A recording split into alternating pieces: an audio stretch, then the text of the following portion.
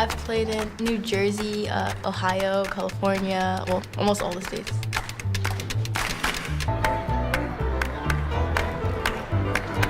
Every game is a chance to correct a mistake you made the last time and to learn something new and experience something different. There's always something right on the horizon.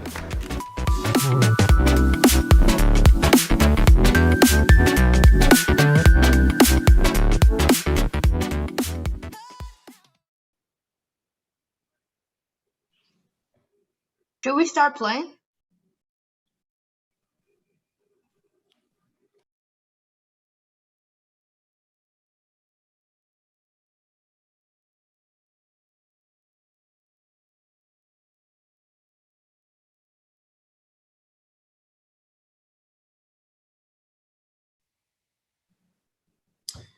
Hi, everyone. My name is Kwad Champong, and thank you for joining us for the second version of our charity chess tournament in the spring. I'll go ahead and introduce myself, then turn it over to my colleague. My name is Kwad Champong. I am a board member of Chess in the Schools. I'm a former, actually, I am an alum of the program. I've been involved with the program since 1992. And really excited to be here. And with me is my colleague, Alex. I'm going to let her introduce herself. Hi, everyone. Thank you for joining us. My name is Alex Weiner, and I am a new addition to the advisory board of Chess in the Schools. Really excited to be here tonight. I'm a lifelong chess player for about 27 years now, and really just a chess enthusiast at this point. I was at Goldman Sachs for 5 years, where I ran the chess team there and also run the New York Corporate Chess League.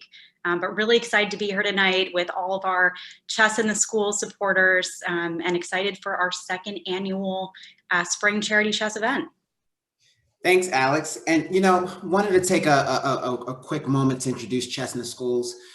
Chess in the Schools is a nonprofit with the mission of fostering social and intellectual development in low-income youth in New York City. To date, it has taught over 50,000 students in the New York City area the game of chess over the past 35 years. And the charity chess tournament is designed to raise money to make sure that the organization can continue to do the great work that it does. And it has a variety of programs that it has that it runs from on an ongoing basis. So we target Title IX schools. And we provide programming and teaching chess during the school day and during part of the curriculum. And then we also provide scholastic tournaments, sometimes online. Due to COVID, we were able to do that. But usually when there's not a pandemic, we do live tournaments on Saturdays, usually weekly. We also have a college-bound program as well, which is a 4-year initiative for our high school students that delivers college prep and helps them get ready to college, and has a really fantastic success rate, which we'll talk about a little bit later. And then we also have a teacher training institute, which provides workshops and materials designed to help New York City educators initiate chess programs. So we're really excited. We're here to play chess. What you're going to be hearing from us is pretty much our story around chess, as Alex mentioned.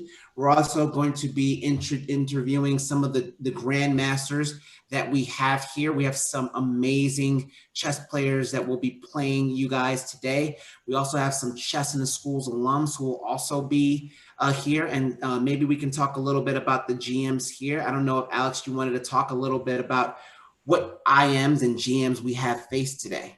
Yeah. So let me run through tonight's all-star lineup. We've got 8 standout players here tonight, several grandmasters, international masters, and other top players.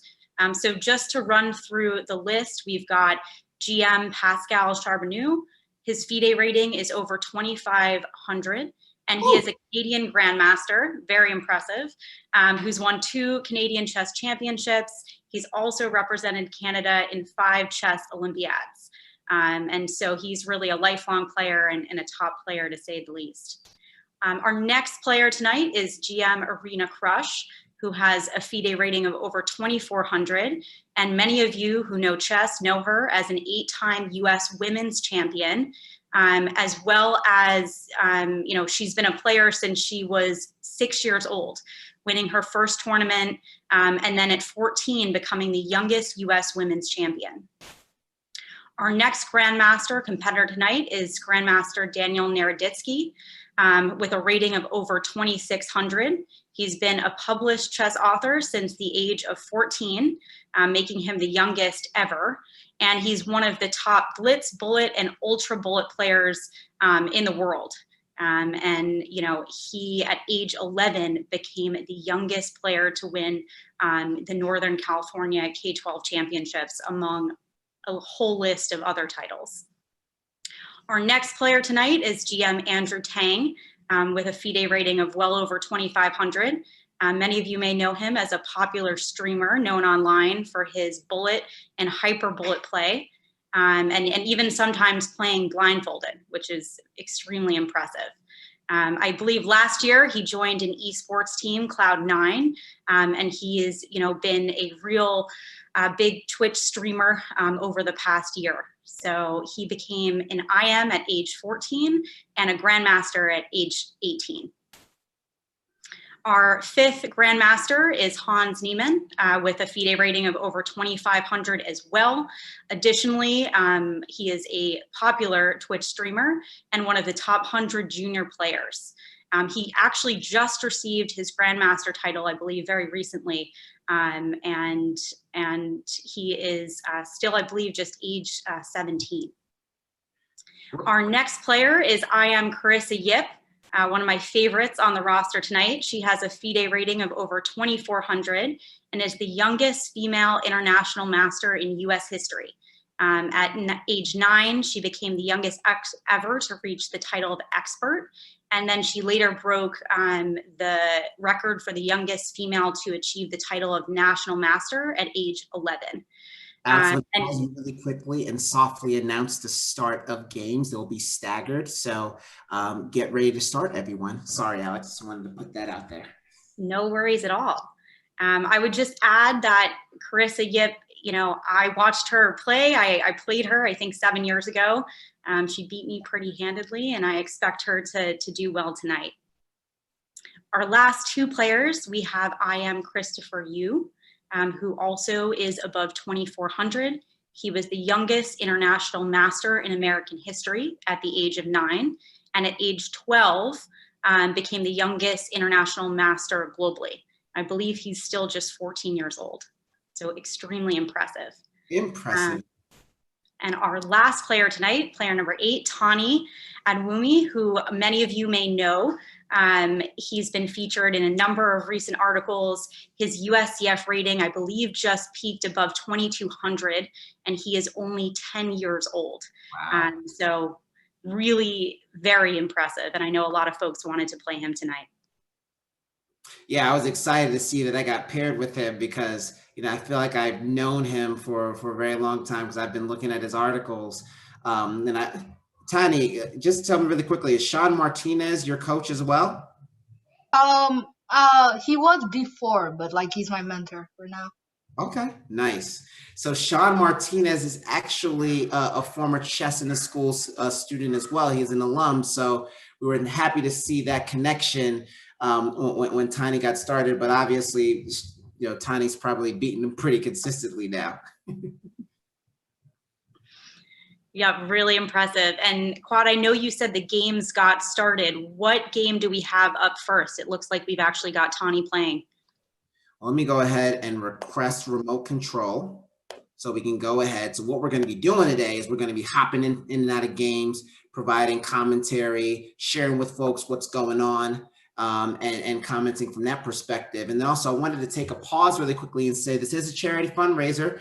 We really have a text to give kind of option that's happening here. To the extent that you feel comfortable donating, please feel free to do so.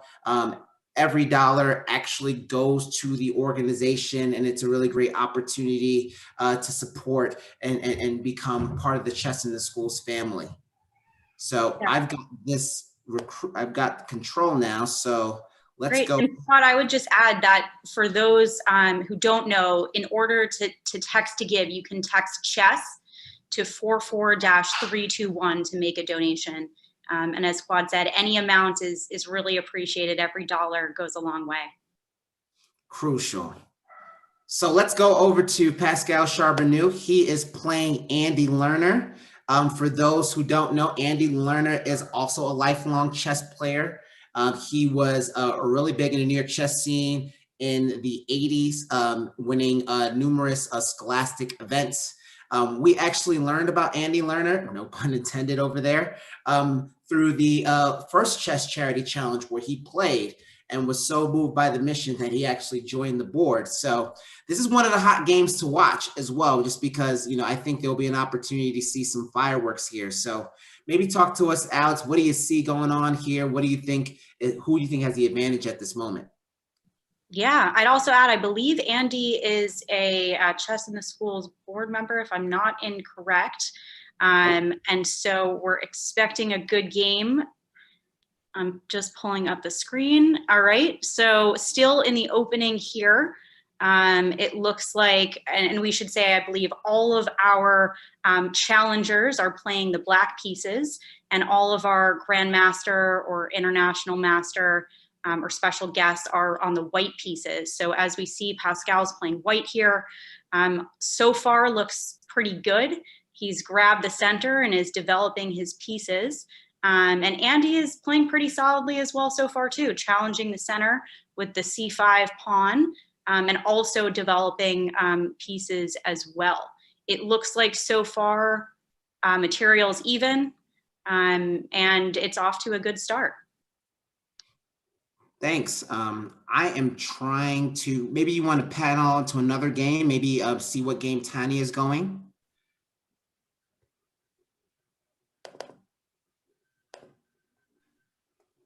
Sure, I actually don't have access. I'll give up control right now.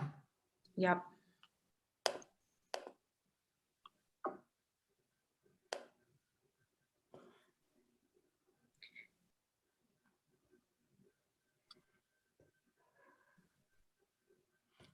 Actually, I'll go ahead and do it and see if I can. Okay.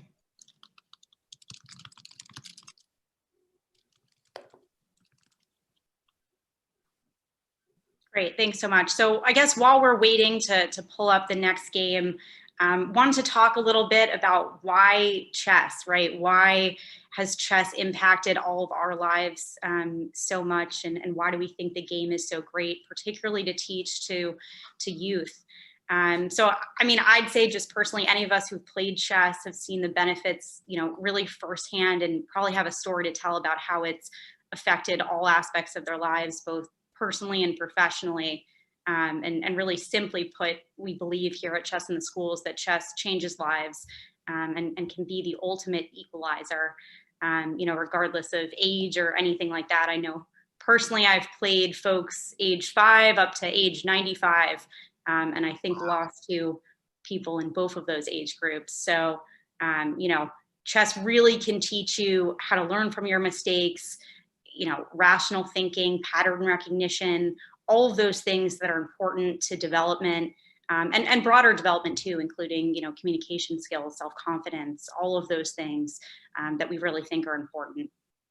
Well, Alex, maybe really quickly, maybe talk to us how you got involved with chess. I was a Chess in the Schools alum. I don't believe you were a Chess in the Schools alum, but how did the game of chess come into your world? Yeah, no, you're right. I was not a Chess in the Schools alum. I actually grew up in Connecticut, but chess was a big part of my life, starting probably at age 9. I picked up the game because my grandparents got me a large chess rug with beanbag pieces. I threw them at my sister, and my mom took that as an opportunity to sign me up for chess club. So it really started there, but it's impacted all aspects of my life ever since, helping me get into college with some of my essays, helping me in all of my interviews for jobs and things of that nature. So I played for most of my life, really up until kind of college and then joining the workforce. Made it up to about 2000, and at this point, don't play that much, but I'm really appreciative for everything that chess has given me, not just kind of professionally, but also personally, very close friends, mentors, and so, I, at this point, really spend my time just focusing on trying to give back through chess, and helping to facilitate opportunities for folks to play, whether it be via the corporate chess league or whether it be through opportunities to partner with Chess in the Schools at this point. That's so beautiful. That's so great. I mean, look, I can definitely empathize with or sympathize with Alex in the sense that, you know, chess has had a very profound impact on my life. I've been playing since I was about 6, so it's roughly 4 more years than Alex had, like 31 years. And I can't impress upon you how great it was to have this organization growing up in the South Bronx, where we didn't have a whole bunch of resources, didn't have football teams and whatever have you. But chess was great in terms of equipping me with a good group of friends, some of which were playing tonight. Shout out to Sunil and Steadroy Lloyd, who are part of my chess team in elementary school and in middle school, and also provided me with a lot of the opportunities that Alex mentioned. You know, we all realize that chess players have this whole halo of genius around them. And while that's actually true, we're not the smartest people in the whole wide world, but certain people do like to think of us that way. And who are we to prevent them from thinking about us in that light and giving us opportunities? So I think chess was great in that regard too. I played all the way through college. I played at Duke. I played in the amateurs. It was great. And I think my chess career peaked when I was 14, when we were able to win the National Middle School Chess Championship with some of the chess friends who are actually playing tonight.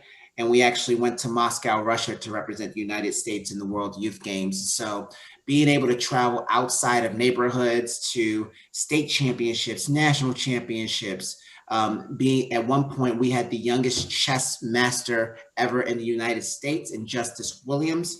So people in this organization really go far as it pertains to the students. And we want to be able to continue to find new people and new students to be able to give this game these opportunities as well. So we'll pan over to some other games. Actually, we'll go over to, let's see, who do we want to go to now? Let's see, we've got a lot of good games going on.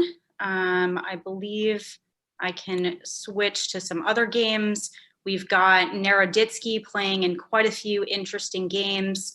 Oh, there's Matabik right there. He's a Chess in the Schools alum. Yep. Daniel and I started playing at the same age. He's a year younger than I am. So it's great to see Sunil Matabik, a Chess in the Schools alum, playing GM Daniel Naroditsky. And so this looks pretty dead even to me, Alex. What do you think? Yeah, it looks good so far. We're not that many moves in at this point. I think we're still on move 6. So still early to tell, but it looks like both sides have developed their pieces, taking control of the center. And it looks like with the move D3, Naroditsky's really looking to develop his bishop on C1, probably at some point look to castle. Although, as you may see, he currently cannot castle kingside because of the bishop on C5. So he's looking to develop his queenside pieces and likely castle over on the queen side if something doesn't remove that bishop on C5 in the short term. So far, so good for both sides. I think this is definitely a game to watch over the course of the next, 30 to 60 minutes. Yeah, this looks like a King's Gambit declined in that sense. Am I right, Alex? Yeah, it looks pretty standard so far. So we'll see what it turns into. Maybe knight a4 to kind of get rid of that pesky bishop. But one thing about Sunil is that he's a very patient player. He likes to look for his opponents to make mistakes and frustrates them out of boredom. So we'll see if that happens with GM Daniel Naroditsky on that front. Yep. All right. Well, moving to another game. Let's pull up the game of, let's see, we've got Pascal playing quite a few good games right now as well. I'm going to pull up his game against Phil Ross. Okay. This game is a bit farther along here. We're on move 20. Yeah, what was that, Quad? They're moving. Like, I think I'm on move 10. Yeah, this game's been moving quite a bit more quickly. And as we can see, the pieces still remain relatively even or completely even at this point. Pascal has just moved his queen to d4, taking control of the center as well as the weak dark squares around the king. So material looks even, and I'd say both sides are playing well, but I do worry a bit about Black's king over the longer term. Yeah, it looks like Pascal is trying to put pressure on that isolated black pawn on d5. So that's also another key thing to watch, see how that theme transpires. If Pascal actually just played the move h4 with a quick response from Black b6. It looks like White is really going for an attack on the king side and hoping to open up the king with moves like h5 coming. And then looking to lift the rook over to a square like g3, and the king could be in some quick danger as we see this game progressing quickly. Look at you, Alex. You kind of have a crystal ball over here. You said you worried about Black's king over the long term, and look, all of a sudden, Pascal lashes out with h4. So let's go to maybe some other games, maybe Irina Krush's games, and see if there's any action like that happening. Yep, let's see what other games we have. I see the game of, I was just looking for Anna Ginsburg's game. I know she's always a tough competitor. Yeah, give me 1 second to just find it. I met Anna during one of her first tournaments, and I love to tell this story. She had this game and she had this intense look on her face, and I was really scared that I was actually going to lose, and I'll never forget that. And it's so great that I think that she was 11 and I was 15, so that must have been 22 years ago. It's so great that she's on the advisory board for Chess in the Schools, also working at Bank of America. And it's so great to see all the accolades that she's achieved over time. Yeah, Anna's fantastic, and I've just pulled her game up. It looks like she's playing Grandmaster Irina Krush. Game is, still in its early stages. They've moved on to move 14, and Irina has just played the aggressive move f4. Looking to grab some space and potentially start to attack on the king side. As you said, Anna's a phenomenal player. She plays actually in our New York Corporate Chess League as well. I know her very well. She worked across the street from me for quite a bit, so we would often catch up, although unfortunately not yet over a game of chess. But she's been a strong competitor for many years, and excited to see her competing in this event. So you're saying you've never played Anna in a game of chess, not even a speed chess game? Anna and I must have played at some point. I'm trying to think. She attended the Corporate Chess League, but we never played there. I believe she was one of their top boards, and I usually played board 3, if at all, for Goldman's team. But we probably crossed paths when we were much younger, although she was a couple years older than I was. So we never quite played at some of those kind of girls' nationals and tournaments like that, but was always certainly kind of a fan from a distance.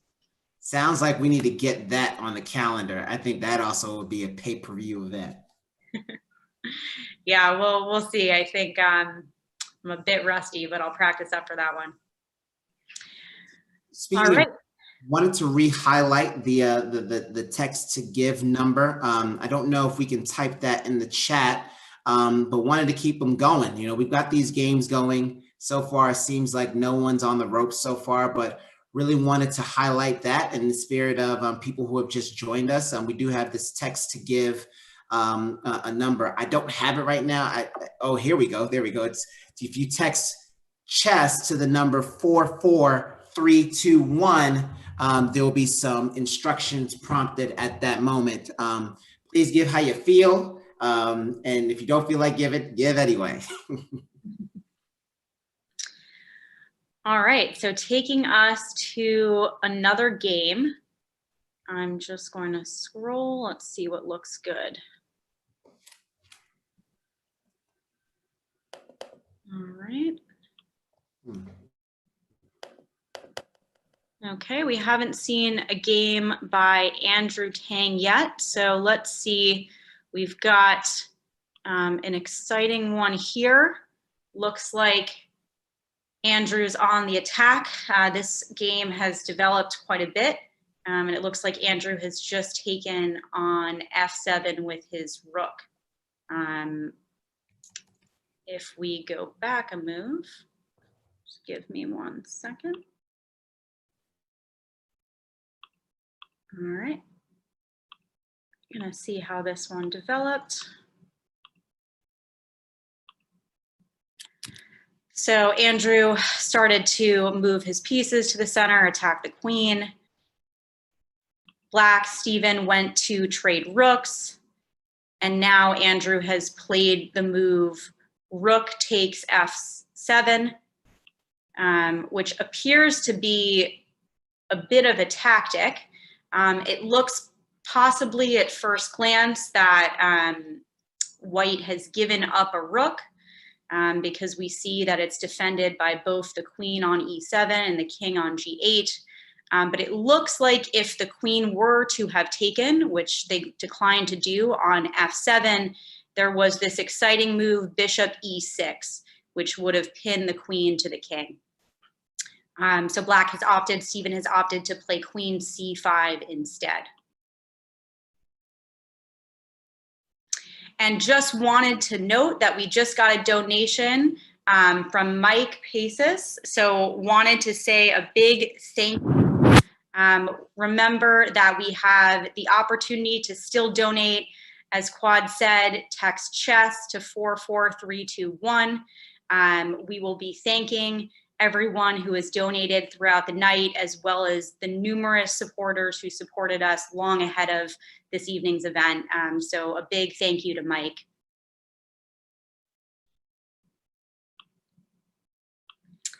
And with that, I also just wanted to take a moment to thank, a number of other donors. We're really grateful for the support and so many of you who are friends of Chess in the School.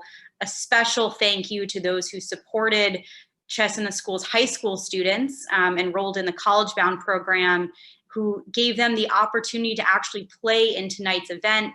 We have a number of students from high schools all over New York City who have really been given this kind of once-in-a-lifetime opportunity to play a grandmaster or an international master. So a huge thank you to so many of our donors. We've got a lot to thank, so I'm just going to run through a couple and we'll continue to go through them throughout the night. But a big thank you to Cody Smith, to David Watts, I know who are both playing, Lance Rosenthal, Arlene Katz Spitzer, Tom Pernera, Alwyn Tong. Alwyn, thank you. I know you're a Goldman Sachs chess team member. Dan Ryan, and so many more who will be shouting out throughout the night.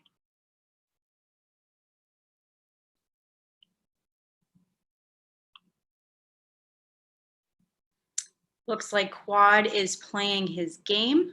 So we've lost him for a few moments. I think he's deep in thought. I'm trying to see if we can find his game. I know it was early on, but let's see if we can take a look at how he's doing. Before that, I just want to jump to another game. We've got I Am Carissa Yip, once again, one of our younger competitors, a true rock star, and has been for a while now, since she was very young. She is playing Cody Smith. It looks like this game has just ended with a very interesting checkmate, with the king on a5 and the pawn taking on b4.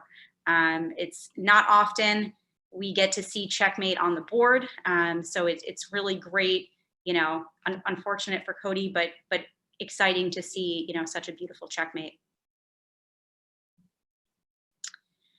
All right, moving on to our next game. We will go back to Daniel Naroditsky. He's got a number of good games going on. We'll go to this one against Christian Dees. And in this one,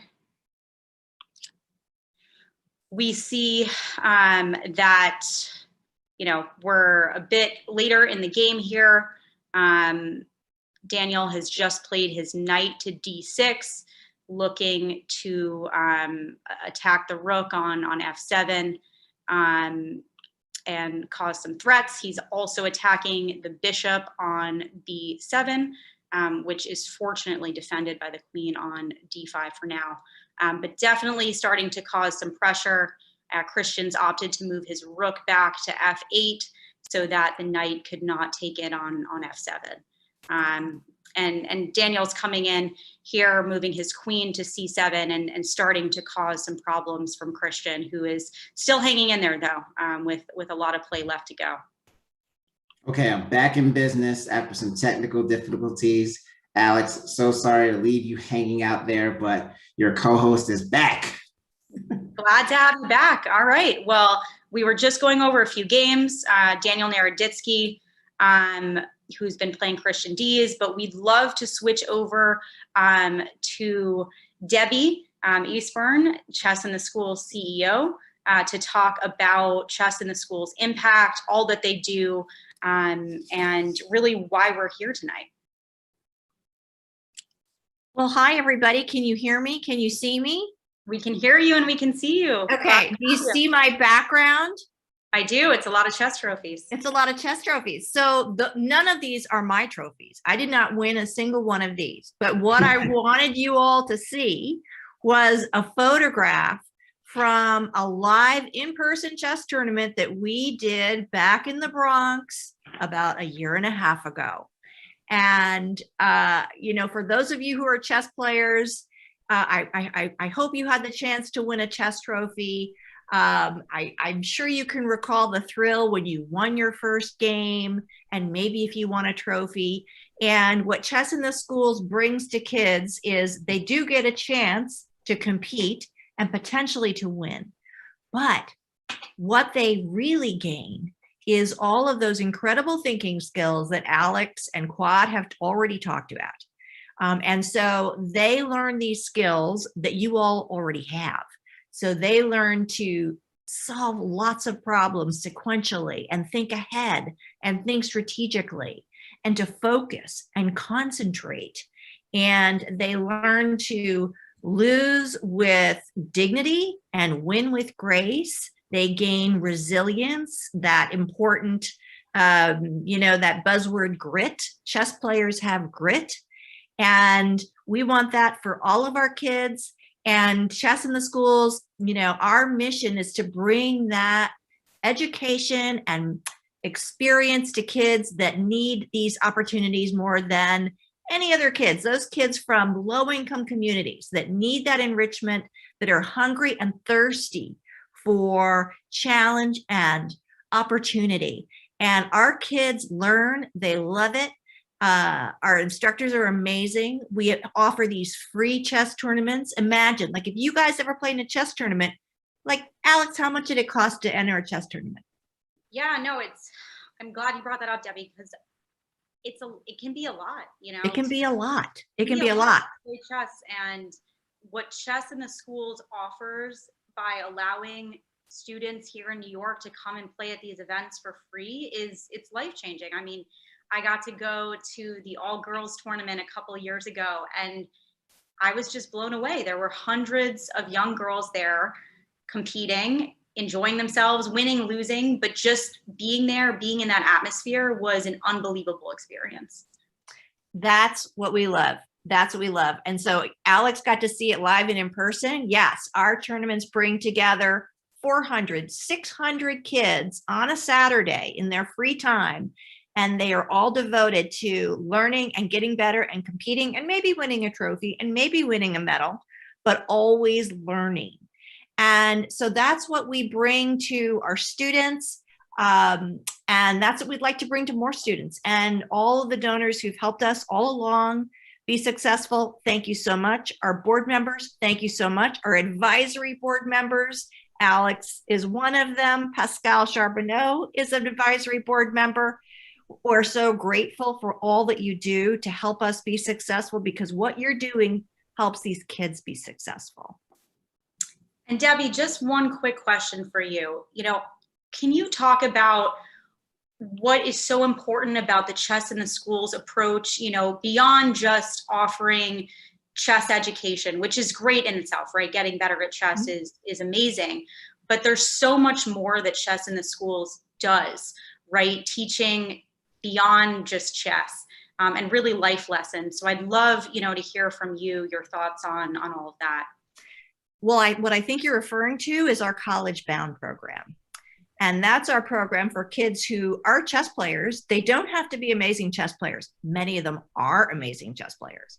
But we use that, the sort of the allure of chess, the promise that they will get better at chess, and the support for all 4 years of high school, where we are helping them with their high school skills and their college application process. We expose them to cultural events. They get the chance to travel to tournaments and go on overnight trips that they wouldn't ordinarily have. We take them to visit colleges that they wouldn't ordinarily get to see.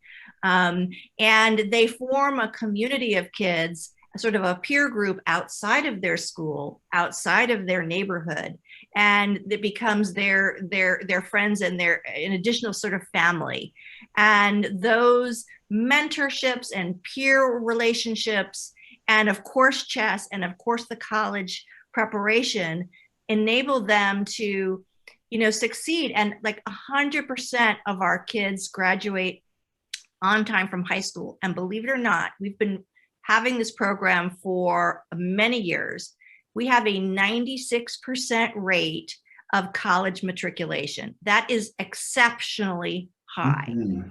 And with college under their belt, then they graduate, they get great jobs, great careers, and then someday they come back and they give back to Chess in the Schools. And so it becomes this perfect circle. And so we have a Quad Achumbang who's on our board of directors, and we have alums who are on our board of advisors and volunteers, and everyone is here to help kids do better in life. Yeah, for me, it's been great to be able to be an alum and be actually a student when I was 7 or 8 years old, go to scholastic chess tournaments, build a confidence from, winning in scholastic chess tournaments and ultimately playing in adult tournaments when I was 13. When I was 14, I played at the New York Open, and in the last round, I was competing for the title and was able to win $250 at the end of that, which was pretty awesome. And then also right now, just to be able to be a board member, right? That's what Chess in the Schools kind of aspires to have, is to have the people that it serves ultimately become people who become leaders in the organization. Anna Ginsberg is one of those folks as well. She's on our advisory board and helps us with our finances as well. So it's not just an organization where once you go through it and you leave, we say goodbye forever. It's that family that Debbie talks about that continues to grow over time. We've got people who have moved over to London, people have moved over to Africa, people have gone to law school, but it's really that blueprint, of principles of thinking critically, knowing how to get back up when you've lost, be able to strategically plan, that becomes, a blueprint for life in a lot of different areas, much in the way that Alex talked about in the beginning of this great event today. So maybe we should go to a couple of other games. How about that? That sounds great, Quad. And just before we go there, I wanted to give a big shout out to Kevin Darnell, who just made a donation. Thank you so much for your support. And a reminder to everyone who's watching, if you're interested in donating, you can text CHESS to 44321 to make a donation of any amount, and there will be instructions letting you know how to do that. As we'll say a lot during this program, every dollar goes a really long way, so we really appreciate your support. And with that, we will go to our next game. It looks like we have a game up that just ended. Tani has beaten David Watts with a checkmate on the board, queen to f8. It was a good game. It was a long game, but unfortunately, David fell to our national master after a wonderful game. So let me pick another game that is still in progress. You know what? I gotta admit, I'm still pretty impressed by myself. Like I'm still in the game with Tanny right now. The last time I played, I got waxed very quickly, and so I gotta pat myself on the back. I'm serious right now. I know, I've been watching. I didn't think it was kosher to comment on it, but I do have it up on the screen for our viewers. I mean, Alex, I need all the help I can get. If you've got some ideas, listen. To your point, you've been hanging in there. We are, I believe, just about to enter move 20, and Tawny's playing well, but you are as well. And he's got an interesting setup with his queen on A1, which if you weren't looking carefully, you might have missed, and a bishop on B2, really threatening that long diagonal, although not quite yet because he's got a knight on D4 blocking the diagonal at this point. And Quad, to your point, you're playing well. You've got all of your pieces developed. You've got your knight in the center, and things I like look my good. knight. I do. I like the knight.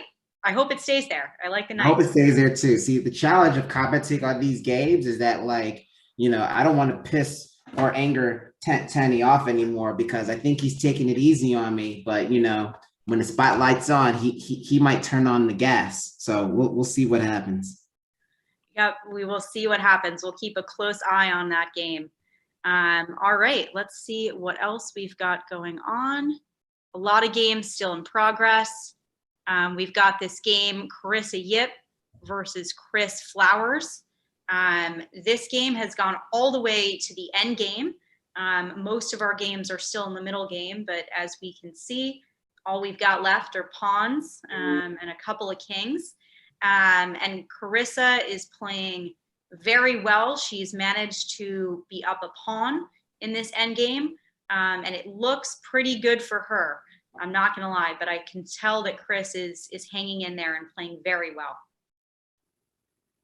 Yeah, like this is awesome. This reminds me, and I don't know if it reminds you, Alex, of like one of those Bruce Pandolfini or Laszlo Polgar like end game puzzles, and it's like there's probably a process here that probably ends up in a win for white, but if you play it incorrectly, black probably has a chance to draw. I don't know. We'll see.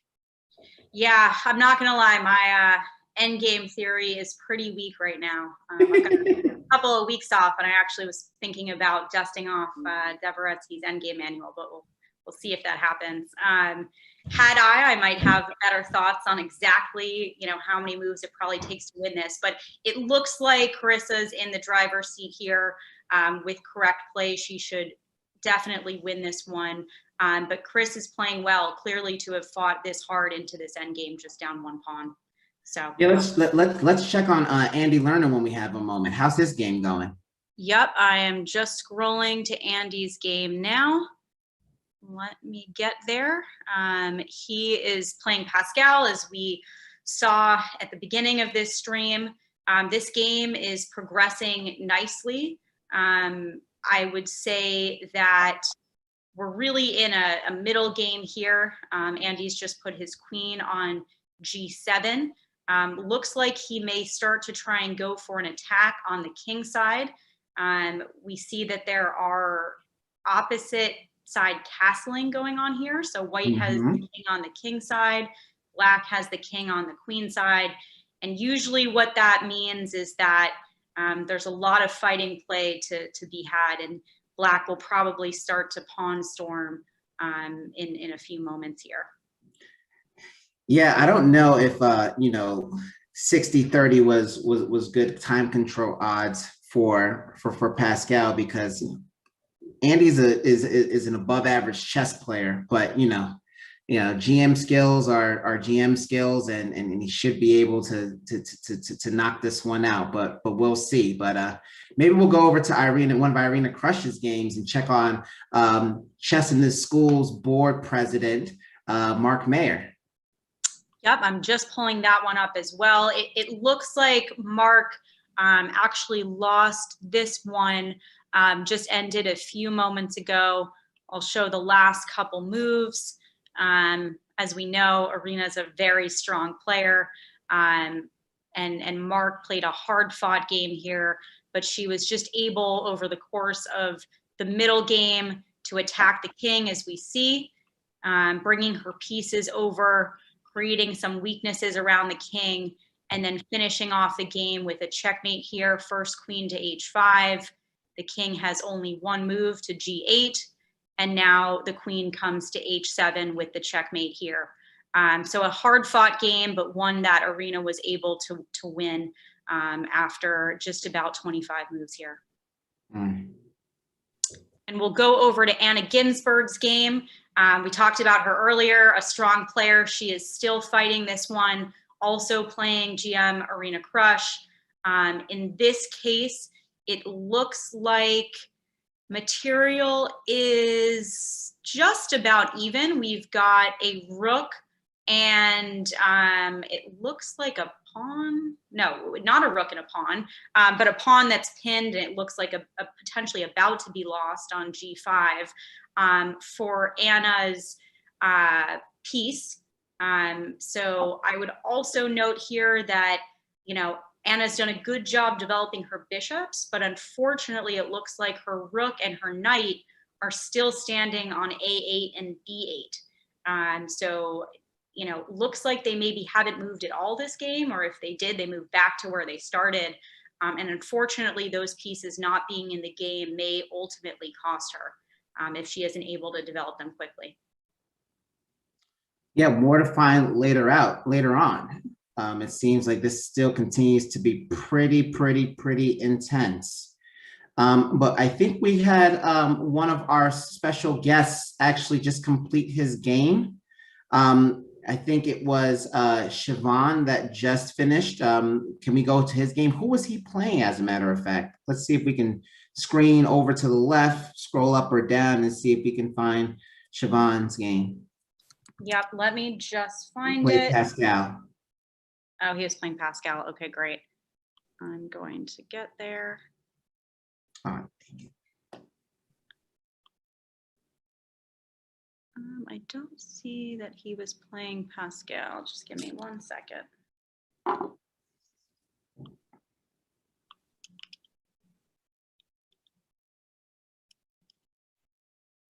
Looks like he's playing Naroditsky. So I'm just gonna... My mistake. No Sorry problem. Let me just grab the game. Yeah, we see Siobhan say, he says, I'm playing Pascal right now. Oh, all right. It always impresses me when players can play and text at the same time. Like I can't do that. Seriously. So he's Shiv 515. So There we go. We got him here. Wow. All right. We've got the game up. Pascal has just moved his bishop to f4. It looks like he was able to castle kingside, and his king looks pretty safe. Siobhan, on the other hand, has played a good game, but it looks like somehow his king has ended up in the center of the board. I'll go back just a couple moves to see how this happened. I'm trying to see if he ever was able to castle or not. It looks like he did not have the opportunity to castle in this game. No. Pascal went for the attack, traded off some pieces. Oh, that's how he won a piece. Won a piece there, and now Siobhan's king is sitting squarely in the middle, which may prove to be difficult given he's down a piece, and white still seems to be attacking to some extent. Yeah, I mean, listen, these grandmasters are pretty tricky. You know, you think that, you know, everything in the coast is clear, and all of a sudden you're down a piece. I mean, it wouldn't be grandmasters for anything if we were all be able to hang with them to the brinks. So, Siobhan, keep doing your best. More right there, Quad. Have you ever played a grandmaster yourself? I played a few for fun, but never in a rated game. You know what? That actually brings up it's a great question. I've actually played a couple of grandmasters. I played a former world chess champion. When we were in Moscow, Russia, we went over to Anatoly Karpov's school and played his team over there. But Prior to that, we engaged him in a simul, and I took him maybe 20 moves, or he took me 20 moves, and that was a great opportunity there. But my best grandmaster game of all time came when I was 8, when I was playing Maurice Ashley. He was playing a simul for our school in the South Bronx, and I took Maurice Ashley 46 games. It was 46 moves, and it was tied all the way through. And in true youth fashion, I got tired and got distracted and hung upon, and it was game over. But chess in the schools does give you opportunities to play grandmasters at very early ages. And Alex, I'm sure you're well aware from your experience that it's really those games against really tough players and really tough chess players that really take your game to the next level. And that's what chess in the schools does. Oh yeah, for sure. I did play a grandmaster. I'm blanking on who it was once. I got paired, I think, in the second round of the US Open, which is a particularly fun tournament because it's a completely open tournament, no sections. And it was my misfortune on round 2 to lose pretty quickly. And I remember how painful it was because I was on the stage at the US Open for that round. And to your point, losing is often better than winning, although not in the short term. As painful as it is, it's usually better to lose in the sense of from a learning perspective, over the long term. So I didn't learn a lot from that game. I think it only was about 12 moves. But to your point, often the games I learned from were the ones that went, long and were hard fought, and that unfortunately I wasn't able to pull it out at the end. So. Well, let's stay on your chess experience for a little bit, Alex. If I could put you on a spot here, when did you know that you were a pretty good chess player? Like, what moment solidified for you that, what, hey, I can do this. Maybe I'm young, there's all these guys around me, but what, I can hold my own with the best of the gentlemen in my age group. It's funny you say that. So when I first started chess, I think I went to an after-school program at a local community college where they hosted a chess class once a week. I didn't really I don't think I thought anything of it. I think I was just really there for fun. I was learning. I was learning how to move the pieces, and I picked the game up quickly. And I think the teacher recognized that and suggested that I kind of continue playing and try some tournaments. And my first tournament I went to, and there were a lot of tournaments in Connecticut when I was growing up. I believe they were ACTA tournaments. They had tournaments basically every week or every other week. And I went to my first tournament. I didn't have a rating, as all beginners don't have, and you start with, kind of a provisional rating after your first tournament. And I actually beat one of the best players for my age in the state at the time, although once again, I didn't really realize it. I didn't think much of it. My parents were very excited about it. But I got a little trophy. It was kind of they called it the ice trophy. It was basically for like the best up and coming player. And I think my first rating provisionally was like in the 800s, which is too. Very, apparently actually a high rating for a first rating. And so once again, I didn't think much of it, but I think others around me said, hey, she could be pretty good at chess. And honestly, I liked being one of the only girls in the room. I thought that was cool. I loved the opportunity to go to these tournaments and travel to different places. And I was hooked pretty early. That's awesome. I mean, you started out higher than me. I think one of my first rating was maybe 625. I lost a lot for the first 4 games, but, starting out, that wasn't what it was about. It was really about me setting a benchmark for myself and setting a starting point from which to improve. And then, as you were one of the, few women and girls at that time, I was one of the few African-Americans there, but you know what, it didn't matter. It gave me an opportunity to meet people from Russia, the Czech Republic, South America and things of that nature. And skin color didn't matter when I was a kid. And that was also my first exposure to people outside of the South Bronx, from, Puerto Rican, Dominicans that I grew up with, and Africans. But it let me know that some of the preconceived notions that I might have had that are formed in the media don't really apply. And there's nothing more powerful than losing a game and actually going over to the person who beat you and said, you know what, how about we go over the game to see what mistakes I made and how we both could have played the game better. I think that's an incredibly powerful lesson that you learn at a young age, because you learn to take ego out in search of a longer term goal, which is to become a better chess player. And I can't think of a better principle to learn as a child. I couldn't agree more. Yeah, I think the most exciting part of chess is that ability to meet people you really otherwise wouldn't get the chance to meet, and to sit across the board from people. You know, I remember traveling, not for chess, just for a family trip to Europe, and sitting in a park, I believe it was in Amsterdam, and playing against a player of German descent. We couldn't speak the same language, but we could sit down at the chessboard and play and kind of get together and analyze a game. And it was a really interesting and powerful experience. But with that, I'd love to call on, I believe we have a guest joining us, and I wanted to turn to the game of Alian Garcia. It looks like this game has ended, and I believe he may be joining us for an interview. Yeah, looking forward for that. So we will ask him about the game momentarily, but I have it up on the screen here. We can see that it ended with a checkmate on h3, with the king having, you know, no squares to go to. And I know that that this was a good win. He's been studying a lot this year and playing a ton. It looks like we have him joining us now on the screen. Hi there. Hey, how are you? I'm doing good. Are we correct in saying you just won your game? Yes, I did. Congratulations are in order. Congrats on the win. Thank you, thank you. I honestly didn't expect it. I mean, he was the first grandmaster I played, so I had really low expectations, but I'm just amazed. I'm surprised. Wait, you said he was the first grandmaster that you played?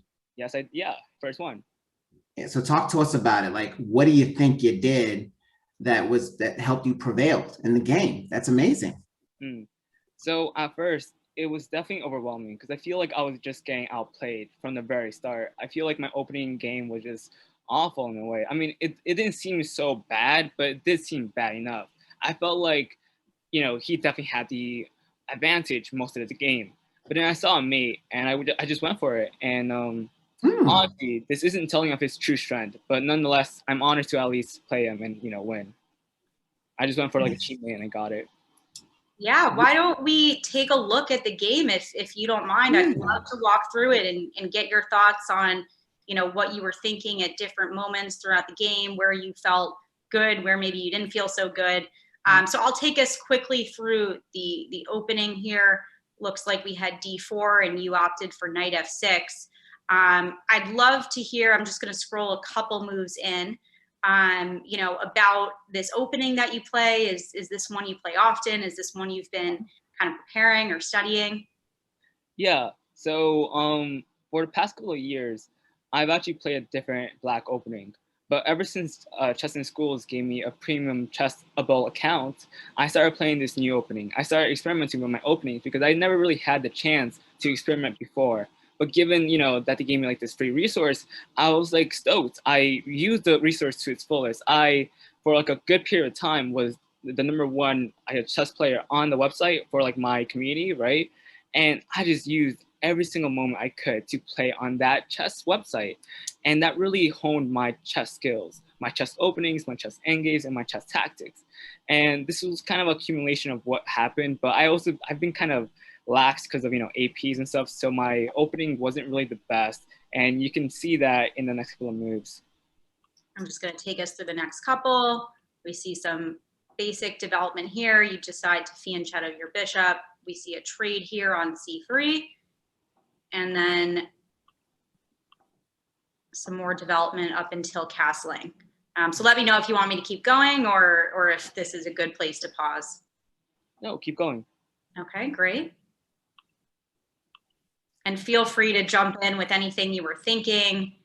It looks like white has, developed nicely here, grabbing some space, but you're doing a fantastic job getting your pieces out and developing as well. Mm-hmm. I felt very constrained here. I just didn't have a lot of movement, and that kind of stressed me out because I felt like he had a big attack on the king side, and I couldn't really mobilize my pieces enough. So I was trying to frankly just move all my pieces to like the right squares, and I don't think I did a really good job of that. Yeah, I see as we now are on move 17, he opts to play the move G4, very aggressive to your point, going for a kingside attack here. And he's definitely got an extra row or two of space. And your pieces, while they're developed, may feel a little constrained and like there's not a lot of squares for them to go to. So it'd be interesting to see how you manage to kind of coordinate your pieces. Yeah, question for you. When you saw G4, like, how did you feel? Were you flustered, or were you able to tell us how you felt about G4? Extremely flustered. I took about maybe, I believe, 15 minutes on that one move, because after analyzing it, it just seemed like it was an overwhelming attack. It seemed so powerful that I just couldn't do much. And I was just frantically panicking because I didn't know what to do. My pieces were all clustered. They didn't have a lot of moving squares. My knights were just going all around, and it just didn't seem like a very good situation. So I tried to think of like the best I could, and yeah. And it looks like here he plays G5, kicking your knight backwards. And so you unfortunately prepared for that, moving your other knight back to F8. And so this knight can now come to D7. Yeah, He goes for H4. Really coming after you, it looks like here. And you start to try and defend with F6. All right. Okay, now he's getting some space. Look at you. Like, you had no space. It seemed like a little bit of a boa constrictor that this grandmaster was putting on you, and now you're starting to fight back. I'll also say that it looks like you've got 2 knights versus his 2 bishops. And typically we say that, the 2 knights are better in kind of closed positions, which is why he's opting to try and open the position very quickly. Yeah. I was trying to make it more closed, so that's why I kind of pushed my pawns up, and I was trying to just, make it less mobile for him and for me, so it could be more of a draw than anything else. I have to pause really quickly because I just got a draw with Tanny. Oh, congratulations. Congratulations. Sorry, we'll come back. We'll come back. We'll definitely come back to that game as soon as we finish going through this one. And it looks like here you made a great move, moving your king to H8, trying to get out of the line of fire of the queen there on the G file. All right, continuing to open things up. He's now got his bishop in the game, as we talked about was the goal for him. And so what are you starting to think here? Because you've definitely grabbed more space. You've kind of kicked his queen back a little, but he's still attacking you and has some, longer term threats. Yeah, so I'm just looking for any exchanges I can make to either open it up for me or like close it up for me, And I'm looking at all the exchanges, all the moves I can do. And I realized that taking the pawn on F5 was just a bad move. Or actually, no, before it was. I realized that before it was a really bad move, and that's why I didn't offer it, and that's why I just pushed my pawns. Here, I decided to take the pawn, really, if that's right. I don't remember. Oh, no, I moved back. All right. First, you move the knight back. Bishop, comes to H6, and now he opts to take on G6, continuing to try and open the position. And here's where you have kind of queen takes H4. You think that he missed this move? Did you see this coming? Yeah. Because it looks like, it looks like this may have been a bit of a mistake, potentially on his part, where you get you get your queen in here. I was just trying to move my queen to a more, I guess, optimal square. And I thought that that diagonal was really good. So I was like, you know what, let me place it here. If it doesn't seem a pawn drop, let me just take the pawn. And then I was like, oh, this is checkmate. I hope he doesn't see it, and he doesn't. So I just did like a really cheeky checkmate.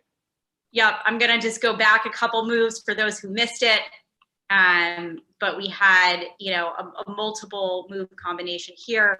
where to your point, you step the knight back, he attacks, and then you make this great move, queen to d8, very kind of quiet move. Looks like you're moving your queen backwards, doesn't seem threatening, but to your point, you're threatening h4, and it's a really big threat. He doesn't see it. I wasn't watching the game live. I'm not sure if he played quickly or what happened here, but then you grab the pawn, only defense is with the queen, and here we have checkmate. So that combination of the queen and the bishop hiding back on c8 and d8 ultimately is what allowed you to prevail here. Mhm. Wow, what a game. Congratulations. A big congratulations. Just when it looked like he was attacking you, you snuck in there and took one off. So. Yeah. It's really just surprising, really. I didn't expect that to happen, but it did. Well, Elian, while we have you here, and is it Elian or Elian? Sorry. Elian. While we have you here, why don't you share some of your experiences with chess in the schools in about 30 seconds? Like what has the program provided to you over the course of your duration of the program? Yeah. So my my affiliation with chess in school started back in 7th grade when I started playing a bunch of chess tournaments. And these chess tournaments kind of like grew my love for chess. And eventually, when I was going to high school, I was like, let me apply for CIS. And I applied, and it has been the best decision of my life because the opportunities that chess in schools has given me are just phenomenal. They give me so many different outlets to just use for my fullest extent. They give me a bunch of internships, a bunch of leadership positions, a bunch of, I want to say, just skills, life skills that I could use later on in life and that I am using currently right now. I have used so many of these skills that I couldn't have learned either way, or not either way. I wouldn't have learned otherwise. And it's been really fulfilling. It's been really, really fulfilling for just my career in general. And I forgot to ask this up front. What grade are you in high school now? Junior. You're a junior. So what are you thinking about kind of next steps? I know you're not quite at senior year, but after college or after high school, I should say, potentially, both for chess and also for life.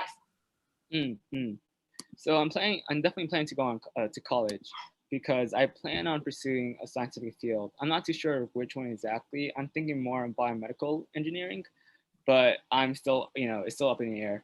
But chess in schools has really kind of like opened that, I guess, college avenue up for me as well, because from freshman year, they've taken me on trips to different colleges. And I've really experienced the campus up front where I wouldn't have otherwise. I'm not the type to just go up to a campus in Albany. I'm not. My parents can't afford it. But they took it. They took me to that place. And I learned a lot about it. And now Albany is one of my top schools. I'm sorry, can you repeat that school? That's your top school again? Say that again. Albany. Nice. Yeah. That's awesome. And what about chess-wise? Are you thinking, you want to continue? I mean, big win today, right? Off the back of that, continuing onwards. What do you see for yourself from a chess perspective? Do you want to continue to play? Do you have kind of a milestone you're hoping to hit? What do you see from that front? Yeah, definitely. I definitely do plan on playing chess in my college, duration. And my whole goal is to get at least IM title, maybe GM if I'm lucky enough, but definitely IM. I plan on developing my skills as a chess player to that extent. That sounds great. I mean, look, from the game you played today, I have no doubt that that's possible. So we're excited to see, all that's ahead for you in chess and in life. And I'm no doubt the future is really bright. And thank you so much for sharing kind of everything that chess in the schools has given to you and to kind of all of your colleagues. It's really amazing to see. Congrats. Well, I am getting some texts from some players that there's some action going on in the other games. All right. So let's see if we can. What games do you want to turn to, Quad? There is a game with GM Daniel versus Steroid Lloyd. So I don't know if he's towards the top. Yeah, let me see if I can get there. Give me one moment. Take your time. And while we're doing this right now, I wanted to remind you of the text to give opportunity here. And so for the avoidance of doubt, anyone who wants to go ahead and give to Chess in the Schools, I really wish I had that number handy. Can somebody? Don't worry, I've got it for you. It's text chess to 44321. That's chess to 44321. And remember, any amount is really appreciated. Every dollar counts. So we're thankful for your support. And Quad, which game did you want to go to? I've got Naroditsky up, but to the right. So it's against Steadroy Lloyd. That's the third from the left. Oh, that was not it. I got it now. There we go. Okay, so Steadroy's got 4 minutes left, and he's against GM Daniel, and it looks like, oh, it's pretty even here. So what do you, I mean, you're a better chess player than I am, Alex. What do you see going on over here?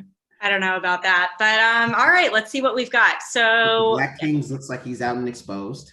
Yep, that is for sure. I'd say the first thing you said is also very important, noting the time on the clock. Steadroy only has 3 minutes and about 40 seconds left, which is not a lot of time in a tough position. And Daniel is fortunate enough to have 23 minutes plus left on his clock, as well as some extensive experience playing in tough positions under time pressure. So what we've got here, we've got the king in, close to the center of the board, which is not often a good thing when there's still some major pieces on the board. White's queen also seems to be relatively active there on c7, and potentially threatening to the king. From a material perspective, all looks pretty even. Yep, it looks actually dead even. So it really will come down to probably king safety. And also I would say Black has potential, if they manage not to get checkmated, to start to run the pawns down the board, because we do have two connected pass pawns on e4 and d6, which could quickly start to roll once again, if the king is safe enough. For sure. What strikes me about this king is that even though it's out in the open, it's kind of hard to get to it. That white bishop on g4 has got a great diagonal, but it's hard to see what kind of game plan each player has, just for the simple fact that it seems like the pieces aren't as coordinated. Okay, well, we've had some developments. Some quick developments. I'm just going to go back a couple moves to show them, since they happened at lightning speed. The king moved to h2. The queen took on f2. So it looks like white gave up a rook, but then white quickly responded with check on d6. The rook took, the queen took, and now I believe it is Black to move. Yeah, there's some exposure out there. So it looks like Black is now down a rook, if I'm correct, in exchange for one pawn, but the king is wide open. And Black is up a rook. Yeah, sorry, Black is up a rook, but the king is looking very out in the open. And Daniel has just played the move bishop to e6 check. And the king is going to have to pick a square. So, this one is certainly a nail biter. It looks like the king only has a couple of options here. The king can move back to e8. The king can also move to f6 and g6 as well.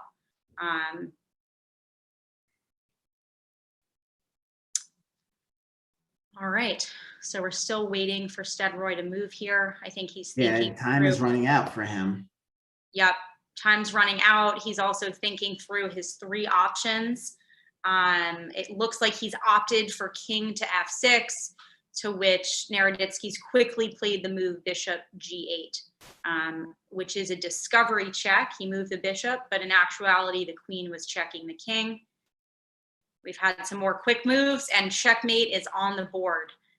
So really an amazing end to this game, which Naroditsky clearly saw before we did, where he, I'll go back just a couple moves, sacrifices this rook, makes the move, kind of cheeky move, king to h2, tempting black to take the rook on f2, now up a piece, but then allowing for this combination, which unfortunately for Stedroy ends in checkmate.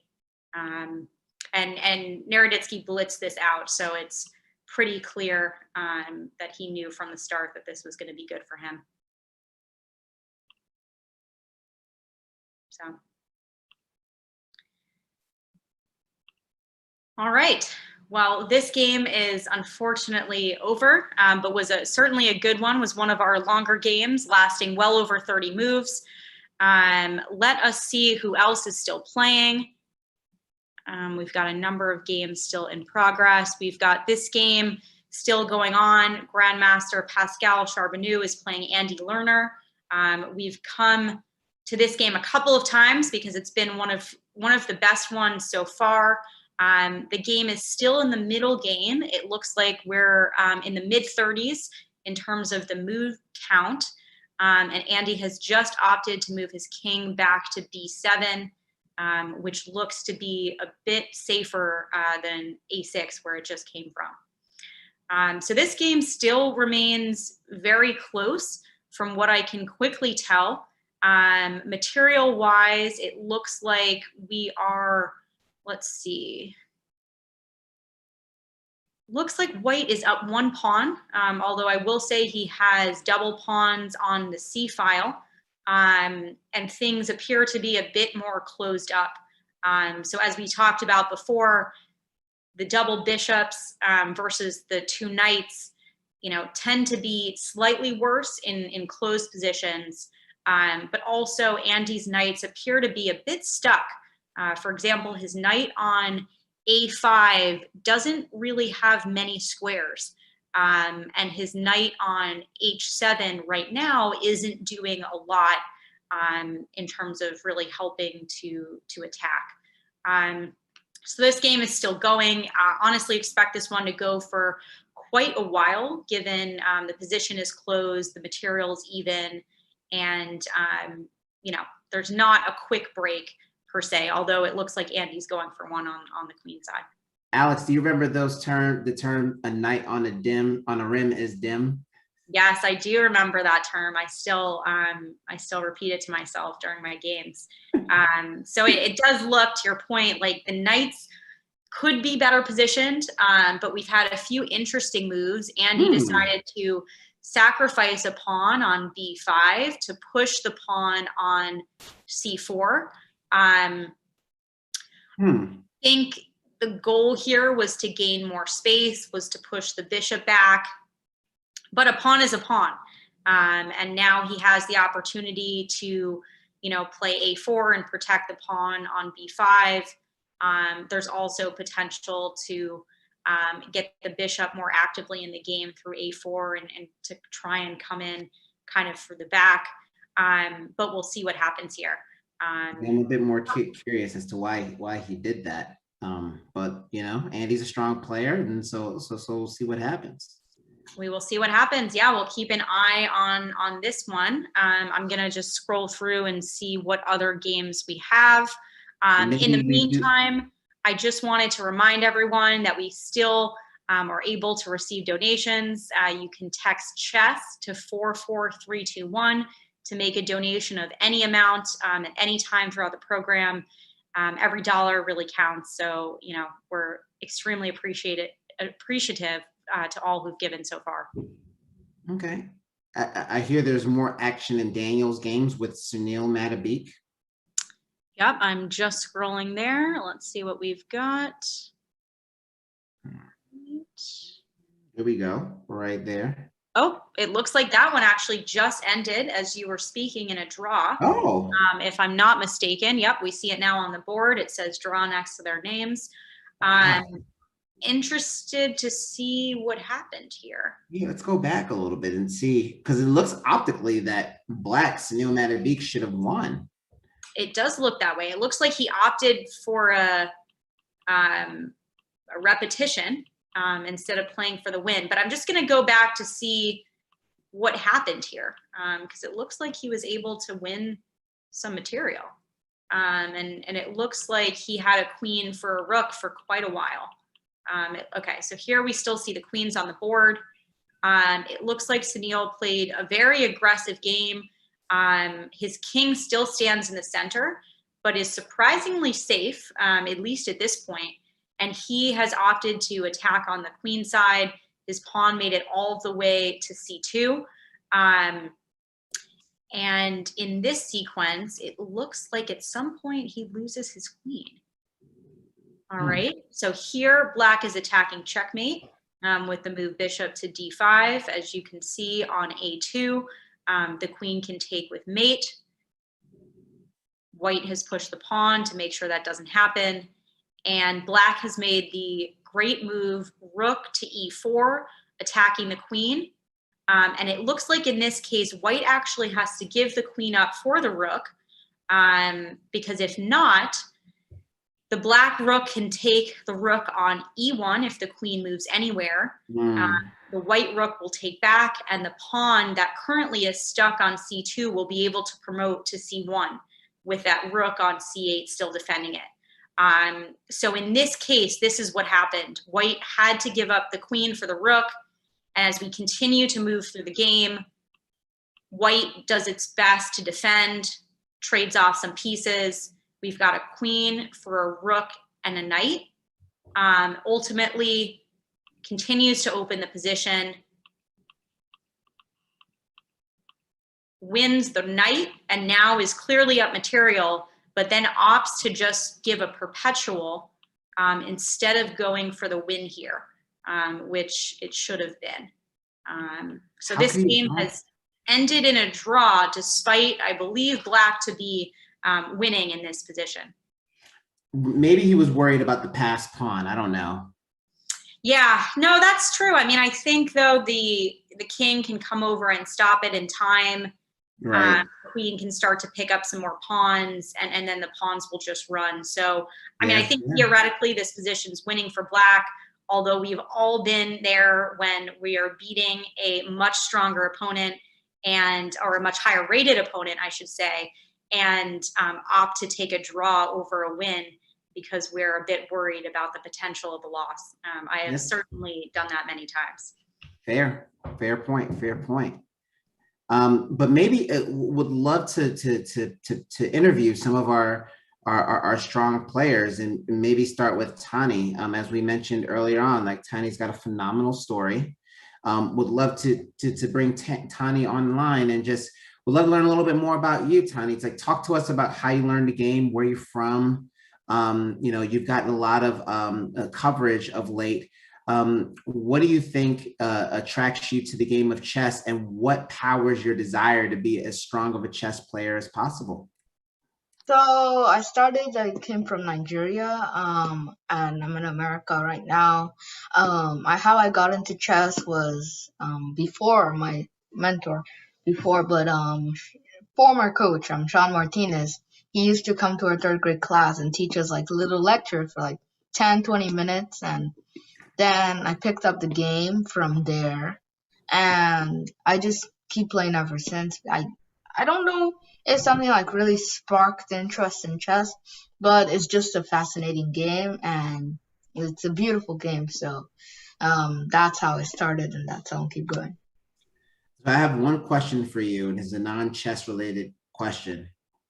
Which is better, Niger jollof or Ghana jollof? Wait, what do you say? Which is better, Niger jollof or Ghana jollof? Wait, is that rice? Jollof rice, yeah. Oh, Which one is better, Nigerian jollof or Ghana jollof rice? probably Nigerian, because that's the only one.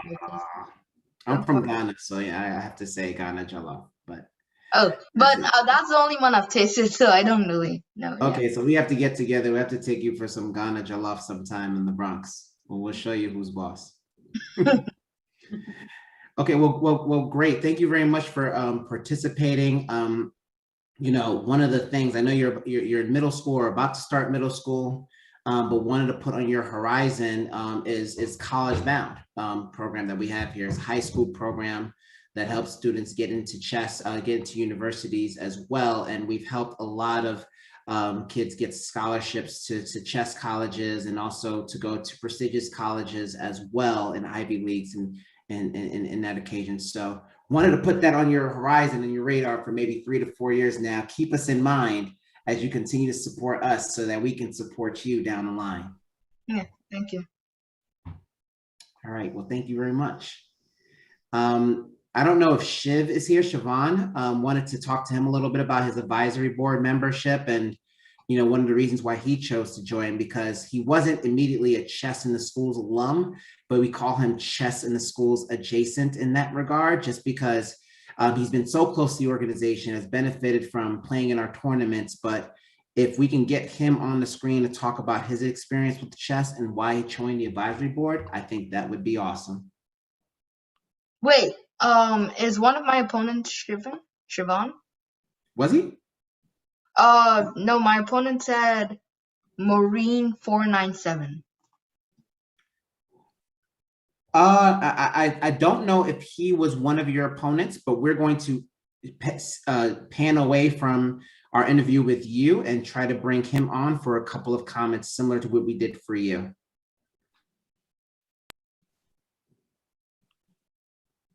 Hey.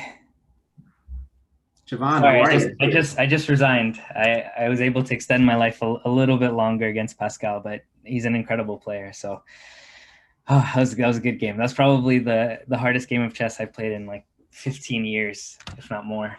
Is that the only game you've played in 15 years? Yeah, probably. So Siobhan, what do you think about today's event? You know, you're fairly new, or actually a returner to Chess in the Schools. What do you think about your game with Pascal? Oh, it was incredible. It reminded me, the only other time I've played, I heard you and Alex kind of going back and forth on this. The only other time I've played a Grandmaster was in Saratoga Springs, New York. They had the regional chess championships one year, and my dad and I went up there, and Viswanathan Anand, he was playing a simul game, and that's the only other Grandmaster I've played. I don't even remember how that game went. I remember just kind of being awestruck. So when I had the opportunity to just be a part of this again, and a game like this, oh man, all that kid excitement came out again. I was so happy to be a part of this, and also to give the opportunity to the students to be able to play a Grandmaster or someone super highly rated. It's almost like it's a situation that you don't see yourself end up in a lot of times, and just to have that opportunity is amazing. So yeah. Awesome. And then what made you join the advisory board recently? We recently were able to accept you as the advisory board member. What spurred that activity? Yeah, for some time now, I'd stopped playing chess when I was in high school. But I always wanted to get back to playing again. And the opportunity just kind of never arose for me again. I went on to different things. And finally, you know, I'm at a point in my life where I was able to take a step back and think about what are the things that really make me happy in life. And one of those things was chess, and not just chess, but being proxy to all of the students who are growing in the game in the same way that I did. Like you said, I was adjacent to Chess in the Schools. So I was kind of the kid who was playing independently against all the Chess in the Schools kids. And I learned a lot just being adjacent. So I can imagine being a part of the program could have been incredible. So I thought, you know, let me see if there's any way I can get back into the organization and put my stamp on it and help grow and expand so that we can help as many students as possible. That's my number one goal being here. So I'm glad to be here. Well, thanks for those comments, Siobhan. We're really happy to have you part of the Chess in Schools family. You know, now you're on the inside in that regard. And we look forward to having you join us and making this organization the best organization it can be. And I guess we'll turn over to Pascal Charbonneau for some comments from him. So Pascal has been a big supporter of Chess in the Schools, most recently over the last year. Without him, we could not have done a lot of the things we've done online with this charity chess challenge.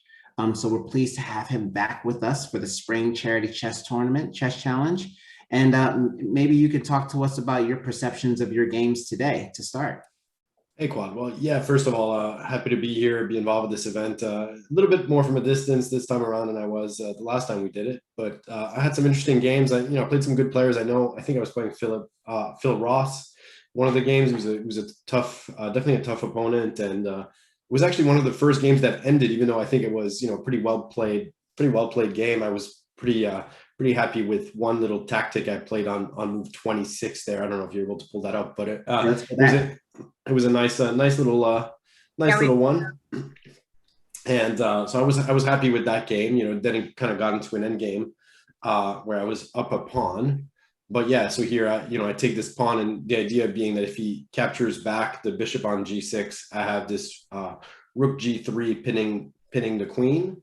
And so then it just kind of gets it to an end game where these end games are going to tend to be a little bit better for white just because the bishop is a little bit better. But here I'm also up a pawn. So with being up a pawn, it should be a pretty straightforward win. So I thought I played this game well. And I don't play chess too often. So when I get these opportunities to play and be involved with an event for a cause that obviously I very much care about, I used to I volunteered at IS 318, that became a very famous program. I volunteered there when I was in college. And so I've been around, more or less for the better of 20 years. And so it's always fun. I think it's, chess is amazing for kids, and Chess in the Schools is one of the greatest organizations in the world, in terms of bringing chess to so many kids and people. And so it's a pleasure for me to be here tonight. Tremendous. That's very awesome. And we're really pleased to have you as part of the Chess in the Schools family in that regard. IS 318, I remember that was an organization or a school that started to flex its muscles when I was in middle school. And as he said before, it's become one of the strongest programs, chess programs in all the country. So it's no wonder that they're so strong, because they were able to have you as part of building up that program. So that's awesome. That's great. Yeah. And the other games were tough too. Like my game against Andy Lerner actually was a pretty solid game. He, I think the way he played the opening is a little bit passive, but then I had to work hard to find a winning plan, which I think I sort of came up with, like this shuffling of my queen that forced the win of a pawn. But that was a tough game actually. He played well and gave me a good fight here. And generally speaking, I think like these Nimzos are a little bit passive for black if you let white, get this kind of structure. It's kind of torture, but definitely was not easy to win. And he's a tough player and someone with a lot of history in chess in New York. And yeah, I hope Chess in the Schools has a good year, with schools reopening. I was just in New York for a couple of days recently, and it seems like the city is kind of springing back to life, and hopefully that will be good for the program as well. Yeah, I know we can't wait. In addition to teaching the game of chess, there's a lot of benefit that comes from, in-person interactivity, from the tournaments where people meet and get to meet friends, from even the mentorship that's provided by some of the teachers, some of our chess teachers as well. I think we're on pace to hire to come back at full strength. But I think the great thing about what happened during the pandemic is that we actually have a digital component that's fully fledged that we can use to complement the teaching as well. So hopefully we'll be able to build much stronger chess players than we already have. That sounds great to me. Well, thank you very much. One thing I wanted to say is that we got a donation from Richard Wagner. So thank you very much, Richard. Richard is one of our supporters of Chess in the Schools. He's actually on the board as well, another strong chess player. And then also wanted to put on the radar for you guys that we have our September 18th Chess in the Park Rapid Open event. It's one of the largest, charity tournaments in the country outside of nationals and things of that nature. So it's in the Central Park. It's an amazing tournament. It's a great spectacle to take pictures at. Like there's literally thousands of chessboards out there and thousands of competitors too. So mark your calendars for September 18th. Yeah, Quad, that's actually one of my favorite events of the year. It's a great tournament, to your point. just watching thousands or hundreds of people, thousands of boards. It's a free tournament. It's open to adults. It's open to kids. So come, bring your families. It's a great day in the park. I'll certainly be there, and we hope everyone watching today is there as well. Absolutely. Wanted to give one final shout out for the text to give as we're closing out the tournament. We're nearing towards the short strokes of the event. So text to give, that number again, Alex, I'm so sorry, I can't remember stuff. No worries, that's what I'm here for. So text to give, text chess to 44321. That's chess to 44321 to make a donation. And even after today, if you want to make a donation, you can always go on the Chess in the Schools website. Every dollar goes a long way. So thank you to everyone who's given. There's so many of you, apologies if we haven't said your name tonight, but we have a whole list to run through, which I think we'll do at the end of the show. But really a big thank you to everyone who has given, both before tonight and during the show. It's been fantastic. Yeah, and before we wrap up, I think we've got one person we'd love to hear from. Want to hear from Carissa if she is still with us. Would love to hear back in terms of what your impressions were of the tournament, and we'll take it from there. Not necessarily the tournament, but the games today. Oh, hi, sorry, you're asking me? Yeah. Hey, Carissa, how are you? Hi, I'm doing well. How are you guys? Not bad. Good. Yeah, so thoughts on tournament. I thought this was like a really great cause, so I was really happy to be invited to play. And yeah, the games were really fun and interesting. Everyone gave me a challenge, and I haven't played chess in a while because of school and stuff, so it was nice to sort of get back into it. And Carissa, I don't know if you remember, but you and I played probably 7 or 8 years ago at this point. There was a girls invitational or a women's invitational, I think under 21 championships that I was invited to at the last minute because I think quite a few folks had to not make it. And you played me very well at that point, and that was a long time ago. And it's been amazing to see where you've gone from there, and what you've achieved. What is next for you in chess and in life? Where are you kind of in school, and what are you thinking about next? Yeah, so I'm going to my senior year in high school, so I have to get ready for the college applications and all that.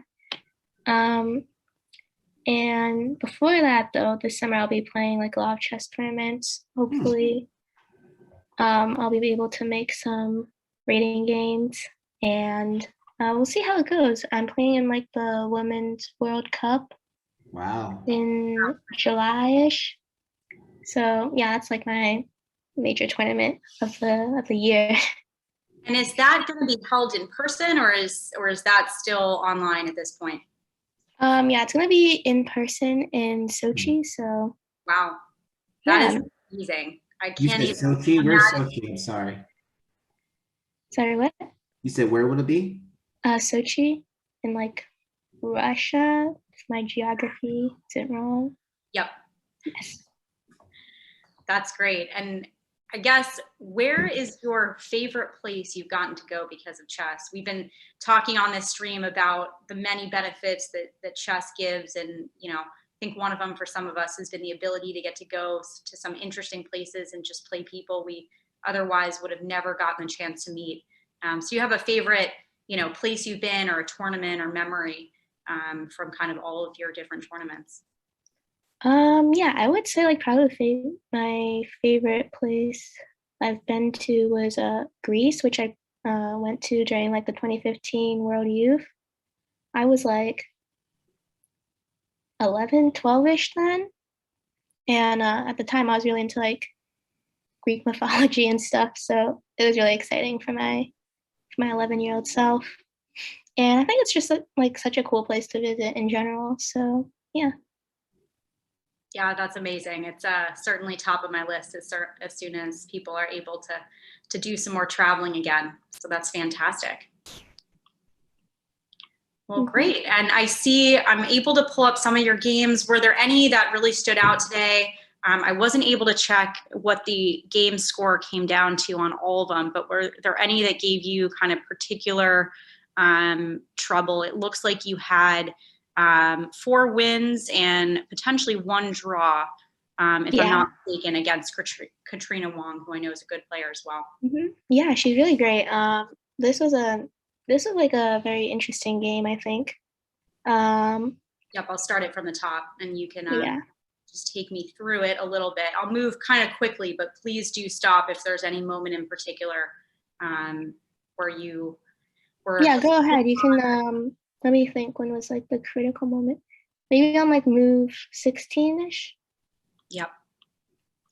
So some standard stuff to start, and then it gets interesting. Right. We're almost there. Oh. Yeah. So like I basically ended up giving up a pawn, but her king's a little weak, and so I think I was.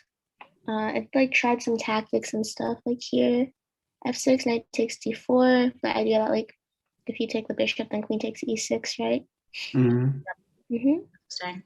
Sneaky. Yes, and yeah, we ended up exchanging off the bishops, and like I said, I'm like down a pawn here, but her king's a little weak, so it's not good compensation in the situation. And that was something that you intended to do. You say, you know what, I will give up that pawn to open up the king a little bit. Right, definitely. But she defended really well, and I don't think I ever had like a really killer knockout blow until like the end, maybe, where it got interesting again.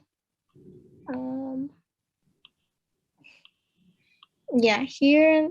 Thought this was like a little bit of a move I could hopefully take advantage of, but she found like some really nice resources here with like queen f7, and yeah, it ended up being a draw by repetition because my king is a little weak there too. Yeah, she did defend really well. You know, and you got the compensation you wanted, and yeah, she was on. Yeah, but she held the position, so huge props to her. Nice. Yeah, that was a great game, a really interesting one, and congrats on a great performance tonight with I think it was 4 wins and this 1 draw, but this was definitely a hard-fought game here, and honestly came down to kind of a difference of a move or so, and her just being able to get in some extra checks at the end. So yeah, thank you. Awesome. Well, thank you for joining us, and good luck in the Women's World Cup. Thank you. Thanks for having me.